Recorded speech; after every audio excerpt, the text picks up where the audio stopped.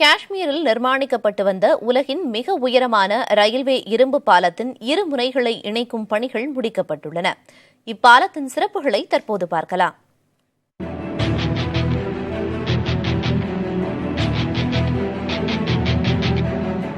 இயற்கை எழில் கொஞ்சும் நிலமான காஷ்மீர் இனி அறிவியல் அதிசயத்தின் அடையாளமாகவும் மாறப்போகிறது.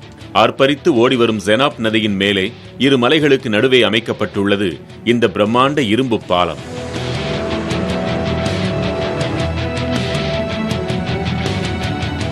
நதியின் நீர்மட்டத்தில் இருந்து 359 மீட்டர் உயரத்தில் அமைந்துள்ளது இப்பாலத்தின் மைய பகுதி. பாலத்தின் நீளம் 1.32 கிலோமீட்டர். காஷ்மீரின் உதம்பூர், ஸ்ரீநகர், பாரமுல்லாவை இணைக்கும் இந்த ரயில் பால திட்டம் இந்தியாவின் பொறியியல் அதிசயங்களில் ஒன்றாக பார்க்கப்படுகிறது. காட்டாறு, பாறைகள் மிகுந்த மலை என சவாலான புவியியல் அமைப்பை கொண்ட பகுதியில் இப்பாலம் அமைக்கப்பட்டுள்ளது.